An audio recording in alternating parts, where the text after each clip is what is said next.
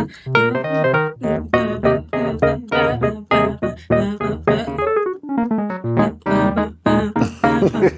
it reminds me of what was that you played right there? Was that a pentatonic? Yeah, that's a minor pentatonic. That's actually the blues scale. Oh.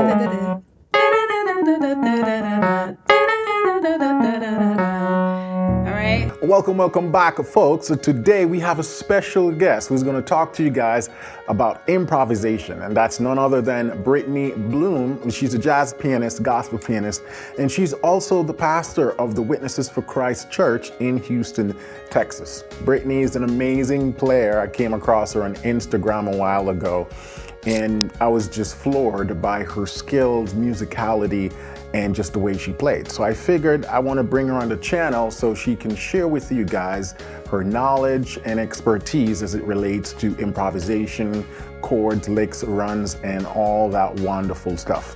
So without any further ado, stick around. Britney is going to give you guys some valuable and practical information how you can take your gospel piano playing to the next level with improvisation.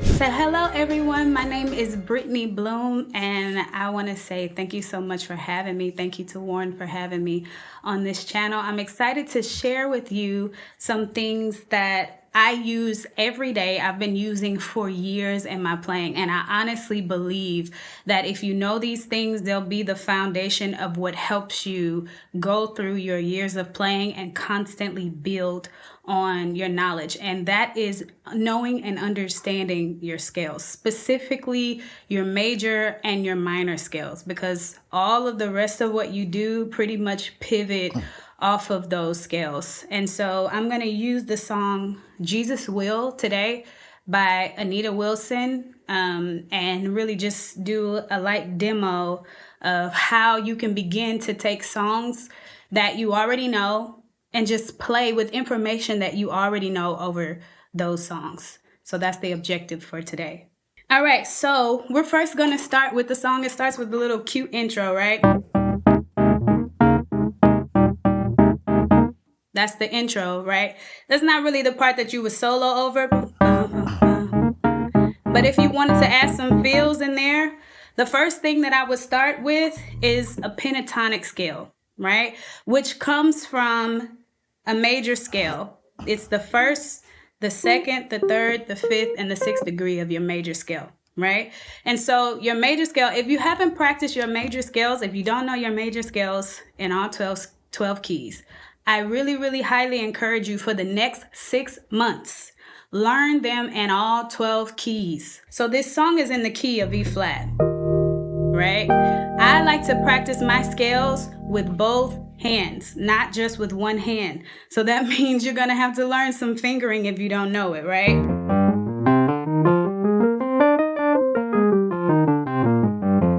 A two-handed E flat scale, that's 2 octaves. If you really want to make it fancy so that when you expand out and you're soloing, which I'll give you an example later, but you really want to make it fancy, you want to practice it 4 octaves. Right? And make sure you're using the right fingering, and don't leave your left hand out. Your left hand needs some love too. So this song is in E flat, so you have to start thinking, okay, generally this song is going to move around E flat, and I can use scales in this song to help me play some ideas in this song. Let's say they have a band break, or you're playing you're playing it as the offering song, right? The singers aren't singing, or you're just playing it like some background welcome music, Jesus Will.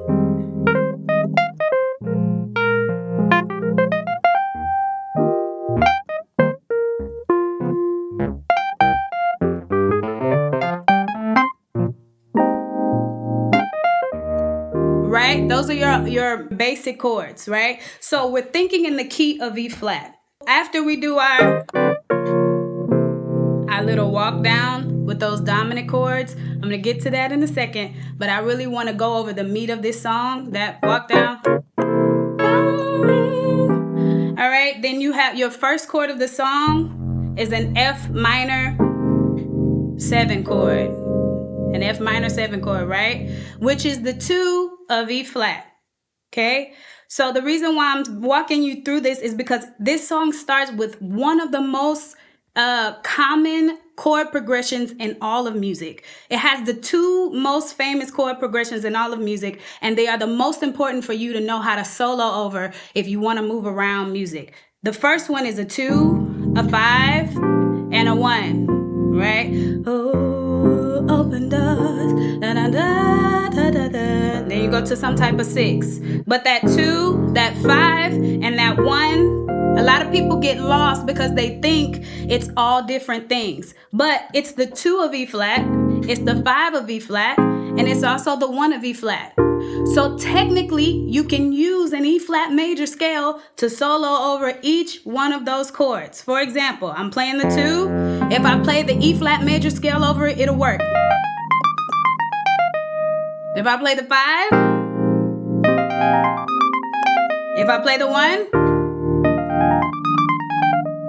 right? That scale will work. Now, if you want to change it up a little bit, you can dive into something called the church modes or just the modes. A lot of people using the modes. The modes are not as hard as people think they are. They're just your scales starting on different numbers. For example, you have the Ionian mode, the Dorian mode, the Phrygian mode, the Lydian mode, the Mixolydian mode, the Aeolian mode, and then the Locrian mode. They are all related to those 7 notes. All they mean are 1, 2, 3, 4, 5, 6, 7. That's all those modes mean. So the E flat scale, if you create triads based off of that scale, you have E flat, you have a 1, that's major, a 2, that's minor, a 3, that's minor, 4, that's major, 5, that's major, 6, that's minor, a 7, that's diminished. And that's based off the diatonic scale, which is different if you alter it. A lot of times in church, our 1 and our 3 and our 5s, they sound different. A traditional related to the right theory is gonna sound like this. 1 major 7, 2 minor 7, 3 minor 7, 4 major 7.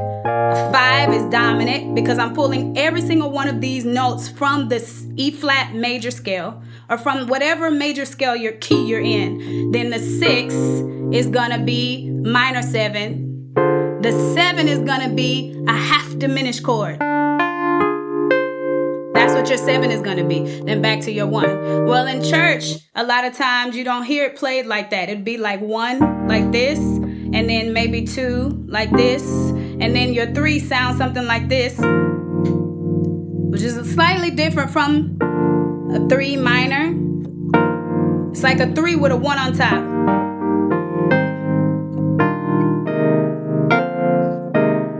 Those are different theoretically than what I'm talking about right here. But the good thing is that scale will still work over it. All right. So let's go back to that 2, 5, and then 1. All right. So the Dorian scale goes with the 2 chord. So if I play an F minor scale, then I'm going to play that 2.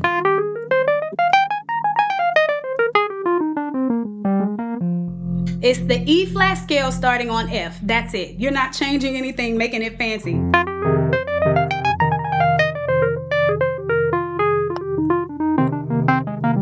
And now I'm just doing some seconds.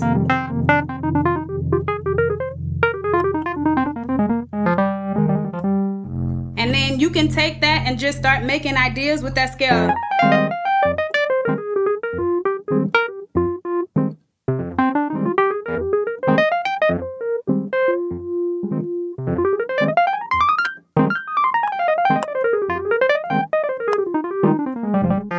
People think you're playing something fancy, you're playing a scale, right? And it all can be for emphasis at whatever you like or whatever you want at the moment. Same thing for that 5 chord, right? I'm playing a sus chord here, a dominant suspended chord, or you can play it as a dominant chord.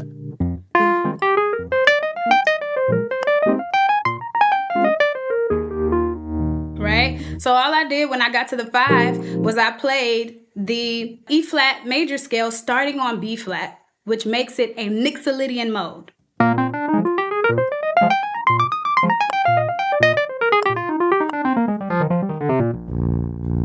So that's all that's happening.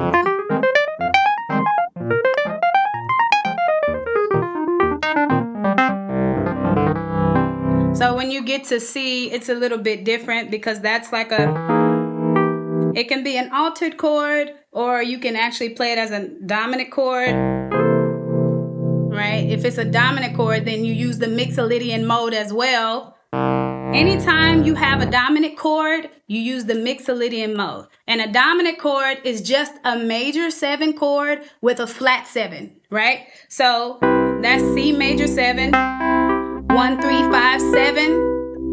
You flat the 7, you got a dominant chord. If you're playing a dominant chord, you need a dominant scale, right? That's gonna be the Mixolydian mode. Mixolydian just means 5. So if you're playing a C dominant 7, then you need a C Mixolydian scale. Mixolydian means 5. That means you need to figure out what note C is the 5 of. If I know that a C in C major, I need to play a dominant chord in C major, that means all I need to do is flat the 7.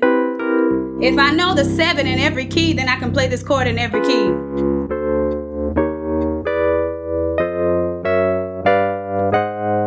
And then I can be able to play it just not going up half steps. I can move around playing it.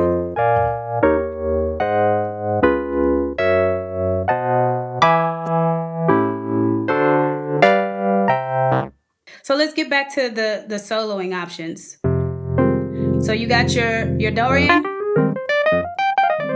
you got your Mixolydian, then you just got your regular, your C scale. When you get to this dominant voicing, you need a dominant scale, or you can use some more fancy things, or 2 chord things that you draw, or 2 triad things that you draw, all right? So let's look at this dominant voicing. You have a pure dominant voicing, a C dominant. It has a 13 in it.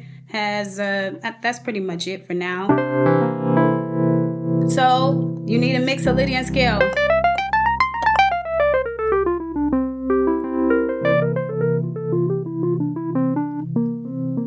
If I may jump in a little bit. Okay. So you're playing a C Mixolydian over that C dominant. Is that a C 13th? Is it a C dominant 13th? Mm-hmm.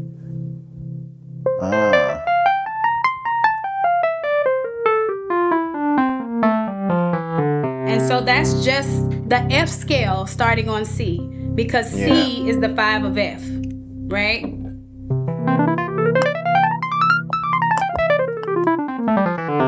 So if I run all those scales together, and just regular 8th notes.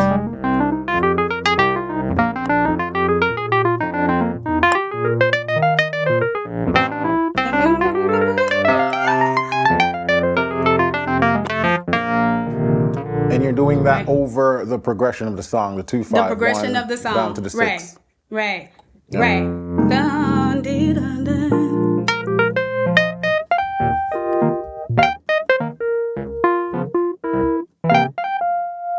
Right. So what's going on in the left hand right there when you're running the scales?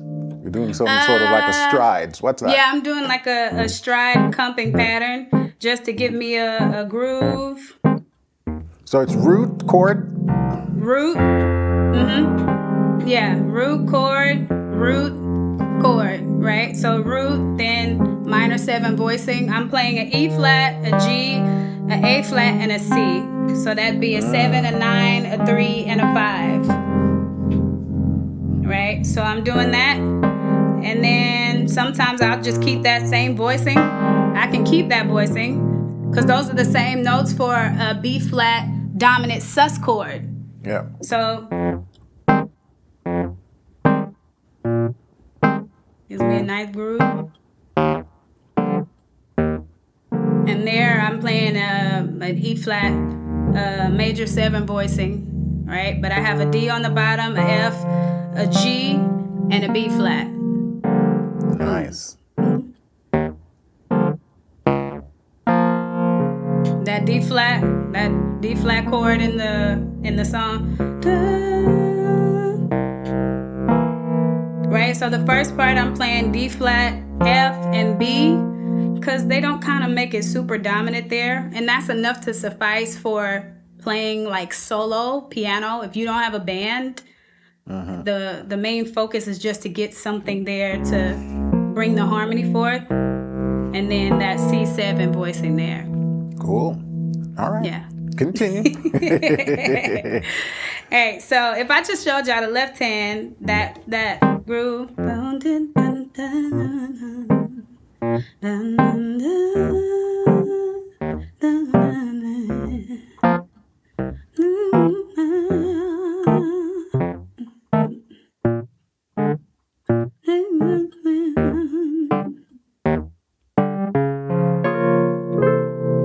Okay.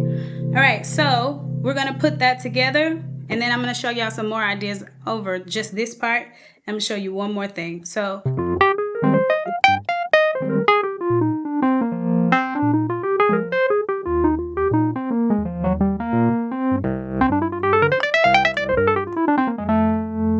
right? So that whole thing that I play, that was all a Mixolydian scale. How do you think about rhythms when you are doing those runs? For me personally, first, I relate to the rhythms that are emphasized in the melody. I start with that and the groove, the emphasized rhythms in the melody. And where they're landing. And then I think about the undertone rhythm of the song in general, right? So this song has swung rhythms, which is why I like it, because I kind of live between that world of gospel and jazz. So it's like boom, boom, boom, boom.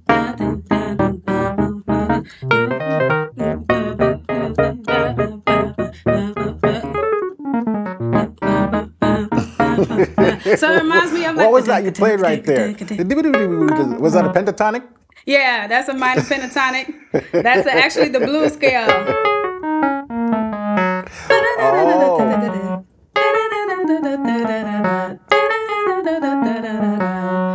All right, so I did from that A flat up, so E flat minor blues.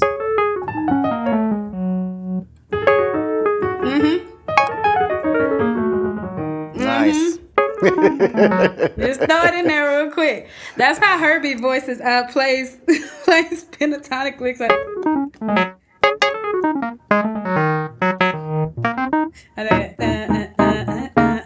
So because it's swinging, I can also hear a jazz drummer going ding ding a ding ding a ding ding a ding ding a ding ding a ding ding a ding ding a ding ding boom boom boom ga bing ga boom ga ding ding a ding ding a ding. They're related. Boom boom boom ga ding da boom da. I hear both of those at the same time. So that means the triplets are existing there, which is why I went.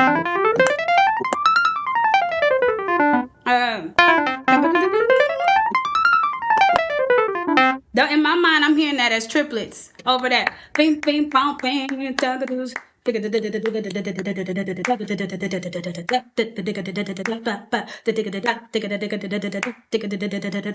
That's the undertone. Those are the divisions of the song that make everybody feel like it's moving. Although they're all not being played at the same time, you feel them, right? So in other words, as a pianist, when you're thinking about rhythm, you're not just thinking about piano rhythm, but you're thinking about what would work for the drummer, what would work for the bassist, and you kind of encompass all of that, and you fuse that into how you choose rhythms for the keyboard. Right.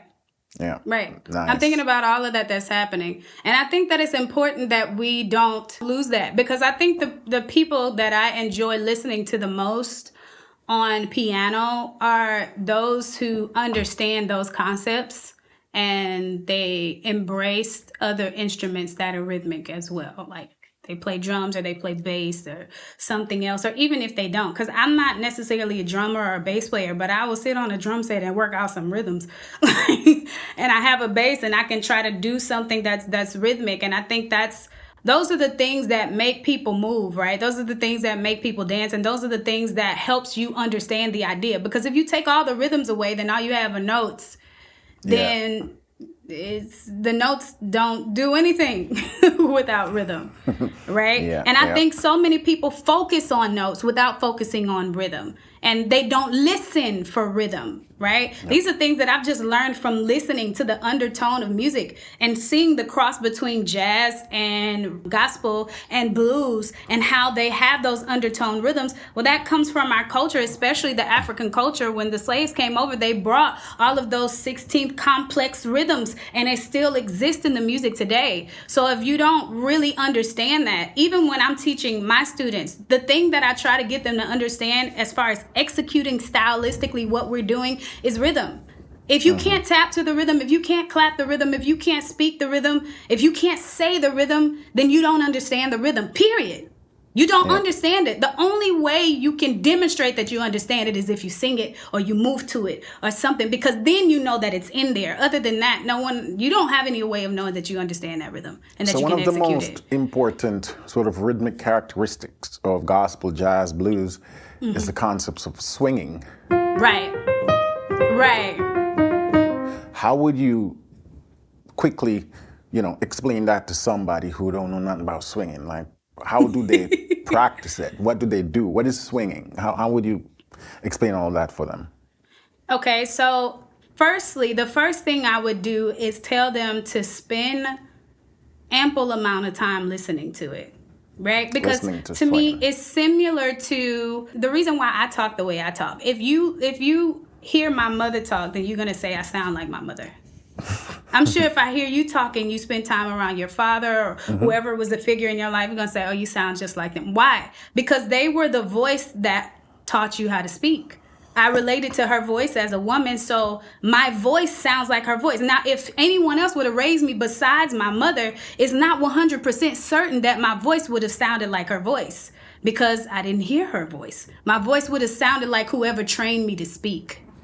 Yeah. So there are things that we learn by listening that you cannot just suddenly pick up. And the reason why that rhythm is so embedded in us when we are younger to getting older, especially us in the gospel community, we hear it all the time in church. You hear music every time you go to church. So the person who wants to learn about swing wants to learn about these backbeats, because that's really what it is. It's feeling music on the backside and not the front end, right? The front end is 1 and the 3. 1, 2, 3, 4. 1, 2, 3, 4. The back end of the beat is 1, 2, 3, 4. 1, 2, 3, 4. So if someone can't even just clap 1, 2, and 4, then they don't understand the placement of most of gospel music, right? Yeah.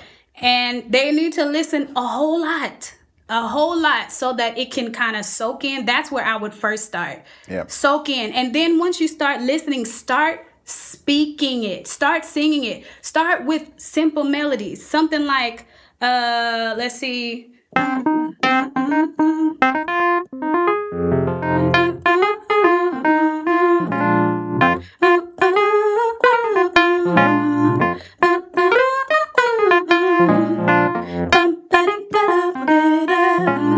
That's the song called Moaning.